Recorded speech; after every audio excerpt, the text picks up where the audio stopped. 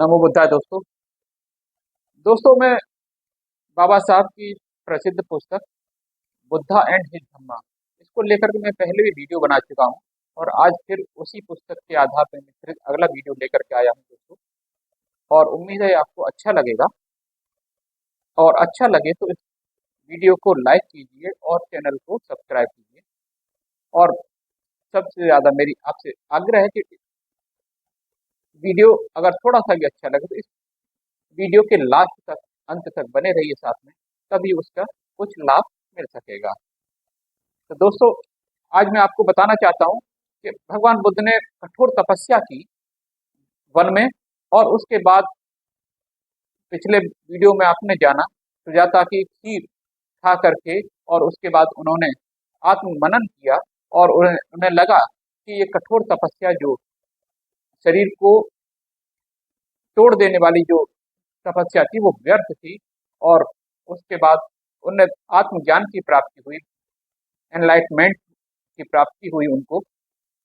उसके बाद उनने सोचा क्यों न इस ज्ञान को, जो बहुत ही कठोर, बहुत ही मुश्किल ज्ञान है, इसको कोई आम व्यक्ति नहीं समझ सकेगा। तो पहले तो उनने सोचा क्यों न मैं सन्यासी बन करके वन में ही अपना जीवन जीवन व्यतीत करूं, क्योंकि कोई आम आदमी तो इसको समझ नहीं सा रहा। लेकिन बाद में ब्रह्मा उनके सामने प्रकट हुए आए और उन्होंने कहा कि हे भगवान, आप इस ज्ञान से जो आपने प्राप्त किया है संसार को लाभान्वित जरूर करें, और अगर नहीं किया तो फिर कौन संसार को इस दुखों से मुक्ति दिलाएगा। तो दोस्तों जब वहां से वो चल दिए भगवान बुद्ध, उन्होंने कहा कि अब मैं किसको ये ज्ञान सिखाऊं। तो उन्होंने अपने जो गुरु थे पहले उनके बारे में पता किया, तो वो उनकी मृत्यु हो चुकी थी। लेकिन जब उनको उनके साथ में जो परिव्राजक थे, 5 परिव्राजक, उनने सोचा कि उनको जो है ये इस ज्ञान से लाभान्वित कराया जाए। और उनको पता चला कि वो कहाँ है, वो है सारनाथ में। वो वहां से 11 दिन की यात्रा करके भगवान बुद्ध सारनाथ पहुंचे, और वहां पर वो सभी परिव्राजक वहां मिल गए। और पहले तो उनने सोचा कि ये, उन्हें देख करके वो परिव्राजक बोले, ये देखो तपस्या को भंग करने वाला व्यक्ति आ रहा है, पेटू व्यक्ति आ रहा है। लेकिन जब भगवान बुद्ध वहां पहुंचे तो उनके मुख पर जो एनलाइटमेंट का जो प्रकाश था, जो प्रभा मंडल था, वो इतना तेज चमक रहा था कि वो जो परिव्राजक थे, जो उनके उनसे उनका सम्मान करने के बजाय उनको अपमान करने वाले थे, उनके आगे नतमस्तक हो गए और उनसे ज्ञान की प्राप्ति की। तो दोस्तों जो ज्ञान की प्राप्ति की वो क्या ज्ञान था, वो मैं आपको बताना चाह रहा हूँ। तो दोस्तों वीडियो शुरू करते हैं। दोस्तों जैसे जब उन्होंने वो उपदेश दिए तो उसका उसको कहा गया धम्म चक्र प्रवर्तन। तो क्या उपदेश था, पहला उपदेश वो मैं आपको आपसे शेयर करना चाहता हूँ।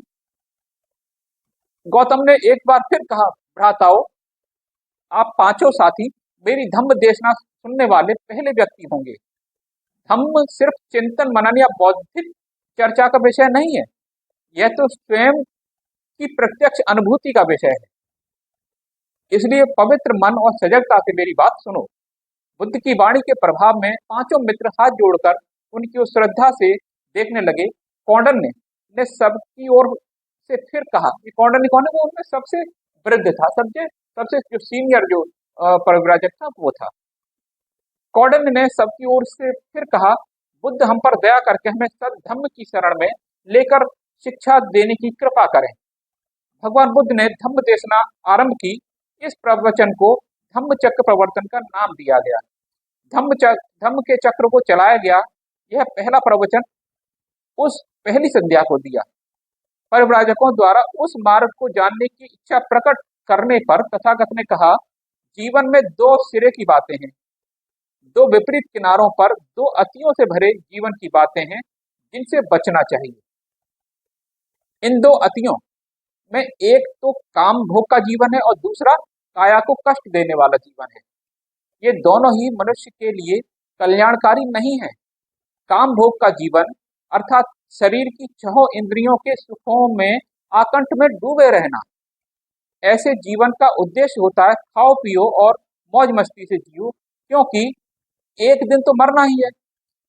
किसी वस्तु या व्यक्ति को प्राप्त करने, इंद्रिय विषयों के सुख को भोगने की कामना, इच्छा तो कभी तृप्त नहीं होती। ऐसा जीवन दुखी और अशांत रहता है।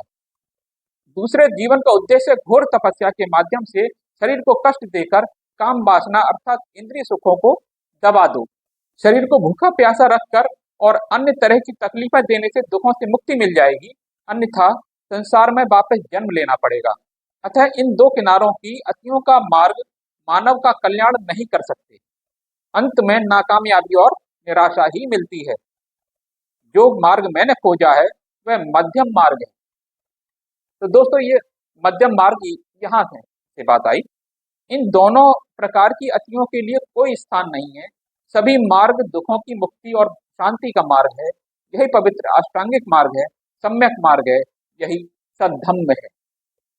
तो दोस्तों भगवान बुद्ध ने बताया कि मध्यम मार्ग ना, दो अतियां या तो काम वासना और जो पांचों इंद्रियों के सुखों को भोगने की अति में डूब जाना, वो भी हानिकारक है, और शरीर को अत्यधिक कष्टदायक साधना में डूब जाना, तपस्या करना, वो भी कष्टदायक है। दोनों ही निरर्थक है, दोनों ही व्यर्थ है। तो भगवान बुद्ध ने बताया कि मध्यम मार्ग ही अपनाइए। मध्यम मार्ग से ही जीवन में कल्याण हो सकता है, सभी का कल्याण हो सकता है।